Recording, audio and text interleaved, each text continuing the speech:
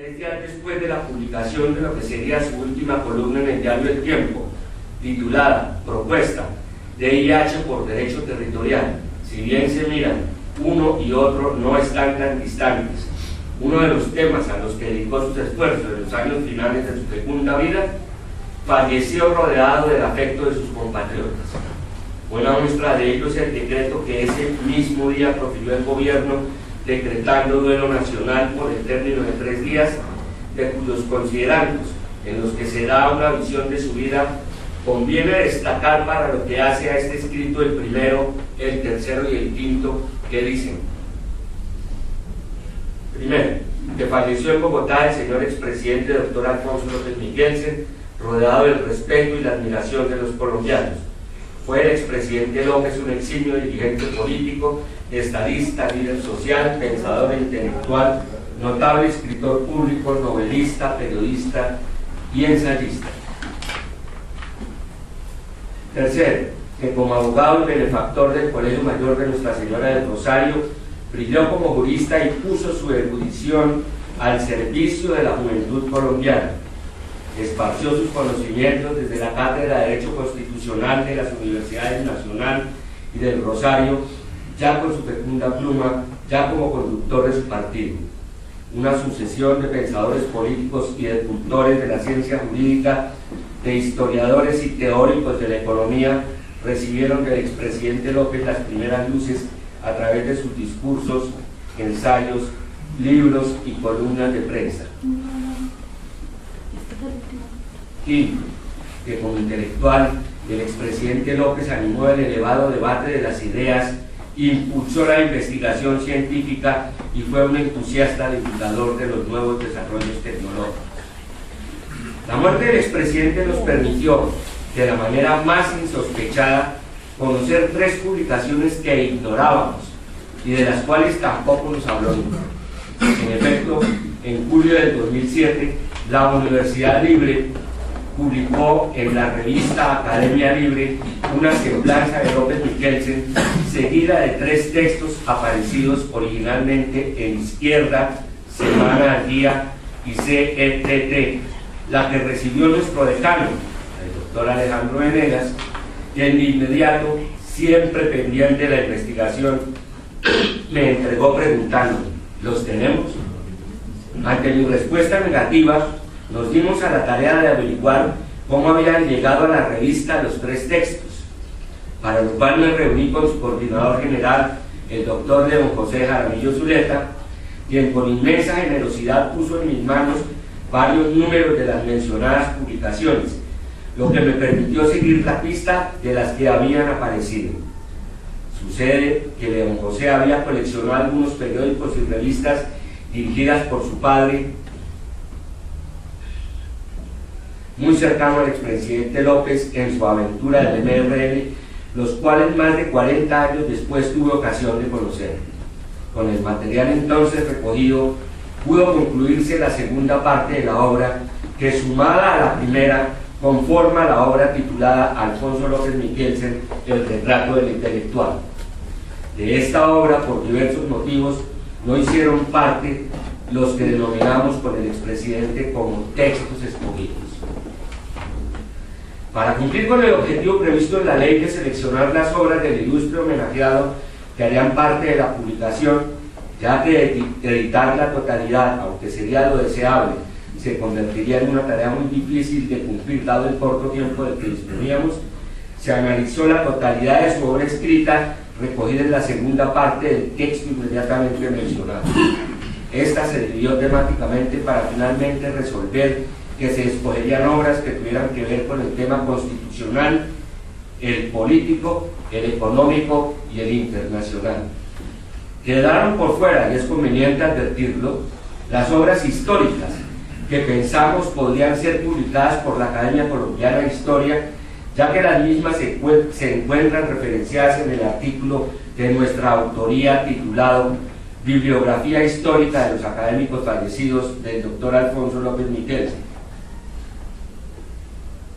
Son 31 páginas de referencias. O sea, la Academia de Historia, si quieren prever esta tarea, tienen que publicar los textos recogidos en estas 31 en estas 31 páginas, pero a eso nos vamos a dedicar también. Los textos de carácter literario, igualmente, podrían ser publicados por la Academia Colombiana de la Lengua, con lo cual estas dos importantes instituciones de carácter cultural podrían sumarse al merecido reconocimiento que el país hace este año al ilustre pensador. Ya con los textos agrupados por tema, vino la tarea más difícil, siempre sujeta a eventuales críticas. ¿Qué textos escoger para su publicación? Esto se hizo teniendo siempre presente que para comprender el pensamiento de un autor es necesario mirarlos todos, leerlos todos, analizarlos todos, lo que sin embargo resultaba imposible en este caso. Por ello, la selección se hizo buscando en los entresijos de la memoria los temas que en nuestras charlas fueron de la preferencia de López, aquellos a los que se refirió con mayor preocupación o aquellos que de alguna manera pudimos entender en nuestras reuniones como cercanos a sus preocupaciones. Algún investigador podrá señalar que falta algún texto importante. Ello puede ser cierto si se mira desde las preocupaciones de quien formula el reparo.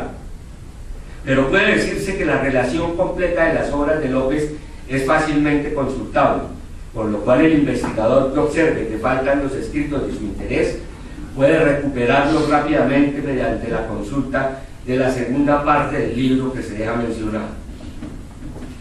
Conforme al criterio que se deja expuesto, el primero de los 5 volúmenes comprende 2 partes. La primera de ellas, el retrato del intelectual, que pensamos debía transcribirse para dar oportunidad a las nuevas generaciones de observar el marco temporal tanto del país como de la vida de López Michelsen en el momento de redacción de cada uno de los textos recopilados, los cuales se refieren inicialmente al tema constitucional, que ocupa la segunda parte de este primer volumen y la totalidad del segundo. El primero de los textos que aquí se reproduce es la conocida obra Introducción al estudio de la Constitución de Colombia, y el último, el titulado El sistema de circunscripción nacional, tema que en el momento en que se escribieron estas líneas está siendo severamente cuestionado por algunos politólogos, igual que hoy, 3 años después, lo que a nuestro juicio muestra claramente la vigencia del pensamiento de López Michelsen y la necesidad que tenemos en el momento presente de volver a mirarlo para encontrar luces para nuestra acción como pueblo en el futuro. El tercer volumen se dedica a los escritos políticos y comienza con el texto Consideraciones sobre la dictadura. Este tomo concluye con el ya mencionado, el último que escribió en su fecunda existencia, Propuesta de I.H. por Derecho Territorial, si bien se miran, uno y otro no están tan distantes. El cuarto tomo, dedicado al análisis económico, comienza con el escrito titulado Análisis de la situación social y económica a raíz de la caída del general Rojas Pinilla, y concluye con asombroso crecimiento del PIB. La agricultura solo creció 1.5%. ¿Cómo competir con Estados Unidos o con Europa en productos de Banco Verde? A su vez, el quinto y último, dedicado a los temas internacionales, comienza con el escrito Pasado y porvenir del Océano Pacífico y concluye con Lecciones aprendidas, los arreglos con Nicaragua, diferentes episodios del litigio en los que Colombia ha salido perdiendo. 2 temas que tienen hoy una palpitante actualidad para Colombia, lo que muestra la gran conexión de López con los temas de esta naturaleza. Hay que decir finalmente que la recopilación que hoy se presenta devuelve a los estudiosos en sus 5 tomos gran parte, no toda, de la obra de un personaje profundamente ligado a la entraña colombiana, a la cual habrán de acudir los investigadores de las diferentes disciplinas cultivadas por López Michelsen. Creo que hemos cumplido con su testamento intelectual, aquel que un día el expresidente nos encomendó en la soledad de su magnífica biblioteca, entregando a su país sus reflexiones sobre los diversos tópicos de los que se ocupó en su fecunda vida, a fin de que se sirvan de ellas varias generaciones de colombianos, a los que encomendamos a nuestra vez la imperiosa construcción de una patria mejor, aquella que el ilustre expresidente soñara para sus compatriotas. 8 días después de esta lectura, el doctor Alfonso Gómez Méndez publicó el miércoles 21 de diciembre del mismo año 16 un texto que yo quiero leer acá con varios propósitos, uno oculto que él les comentará después ya a la salida, y otro porque me parece que le hizo un justo homenaje a la obra. Dice así: de cómo se ha deformado la nación. López Michelsen, rosarista. Alfonso Gómez Méndez. La semana pasada, en su nueva sede del Jockey Club, la Facultad de Jurisprudencia del Colegio Mayor de Nuestra Señora del Rosario y el Ministerio de Cultura, con la colaboración de la familia López Caballero, hicieron la presentación de 5 tomos, que en buena parte recogen las distintas facetas de la interesante vida de Alfonso López Michelsen, uno de los directos discípulos de ese centro docente.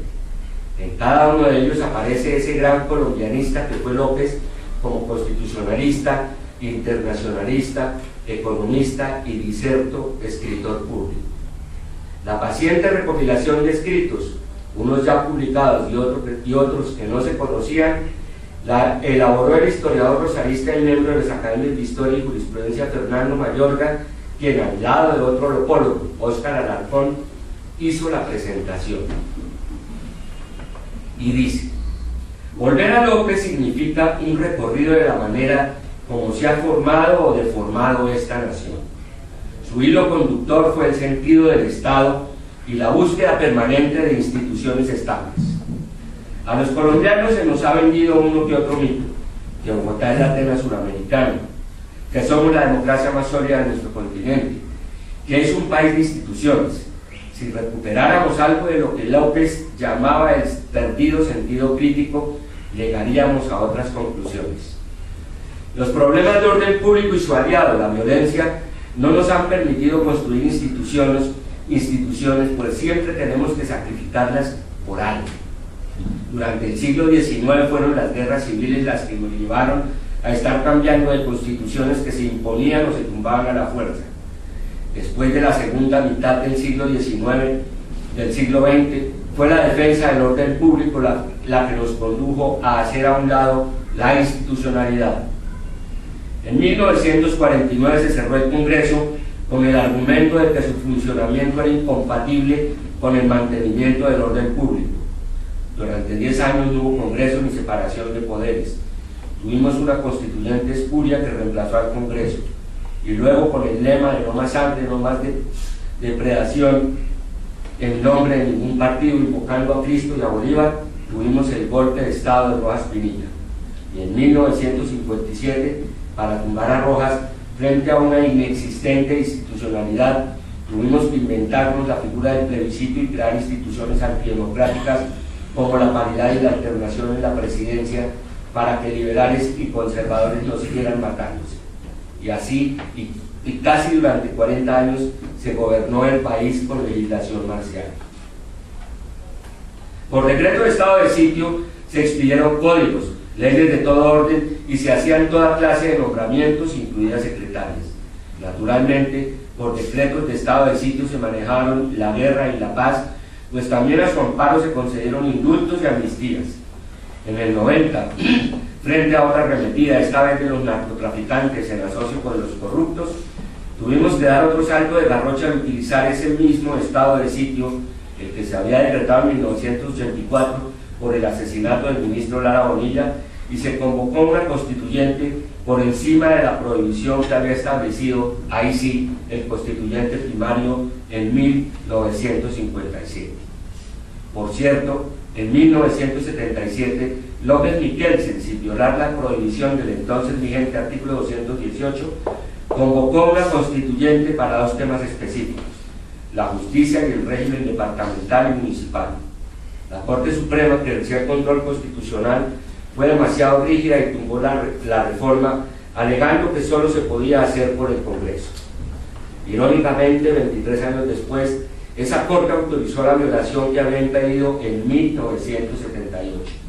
El magistrado ponente fue después constituyente, el mismo que había dicho que no podían permitir el trámite por el Congreso.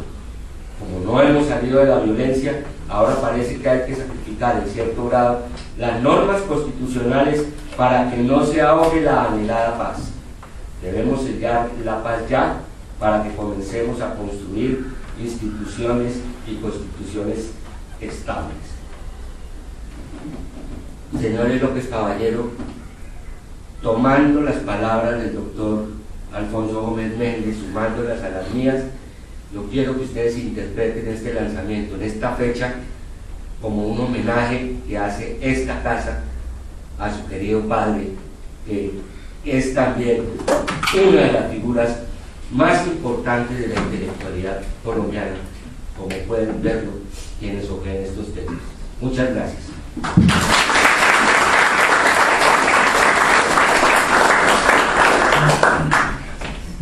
En nombre de la Academia, quiero dar un reconocimiento muy especial al doctor Fernando Mallorca por la magnífica presentación que ha hecho sobre el lanzamiento de esta obra maravillosa del doctor Alfonso López Miquelsen. Antes de terminar la reunión, quiero también manifestar la complacencia de tener la presencia de la doctora Ilma Vivian Hoyos, grata académica, quien por el hecho de haberse desempeñado como procuradora delegada para la niñez y la familia durante largos años, pues nos privamos del gusto de tenerla acá. Ojalá que su visita de hoy sea el reintegro de usted a esta academia, que siempre la recibe con los brazos abiertos. Les agradecemos a los doctores López. No sé si tienen alguno de ustedes deseos de llevar la palabra de alguna manera.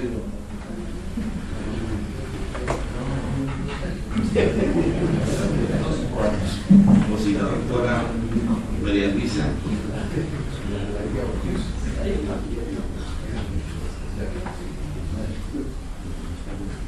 Bueno, no, francamente,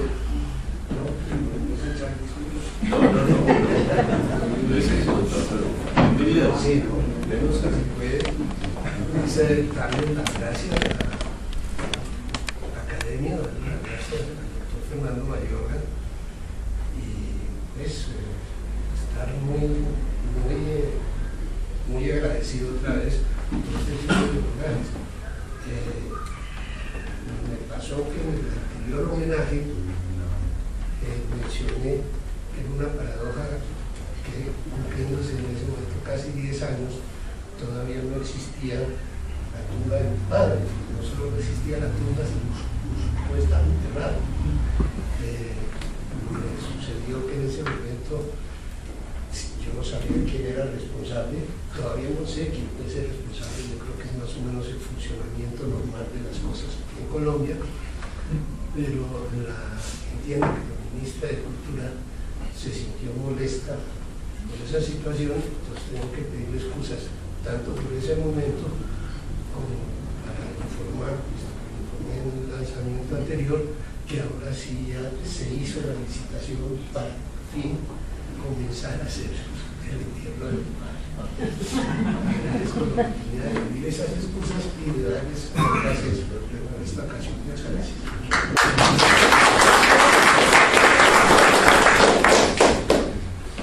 Como conclusión, entonces, queremos invitarlos a un pequeño cóctel al terminar este acto, reiterar la admiración al presidente López y la admiración personal que tuve por suerte, ya que en los años de 1978 y 79 él tuvo a bien designarme gobernador de mi tierra, del departamento de Tolima, donde tuve la fortuna de recibirlo en varias oportunidades, tanto en el Líbano, en Ibagué, como en Chaparral, en varias giras que él hizo de visita a ese departamento. Y para mí fue muy importante porque, siendo que no soy una persona que esté comprometida con el ejercicio de la política, sino que soy un diletante de la política, pues para mí fue muy importante haber sido gobernador de mi tierra justamente en el último año del presidente López. Y también haber registrado cómo fue de hermosa la reunión que tuvimos acá en la academia cuando colocamos el óleo que adorna este auditorio y donde él hizo unas palabras muy importantes para la academia. Dentro de ellas destacó una línea jurídica del doctor Enrique Gaviria Líbano, cuando él habló de lo que sería la doctrina Gaviria respecto de su doctrina archipelágica que tenía en defensa de justamente el archipiélago de San Andrés y Providencia. Entonces, agotado el orden del día, vamos a terminar la sesión y los invitamos al cóctel. Muchas gracias.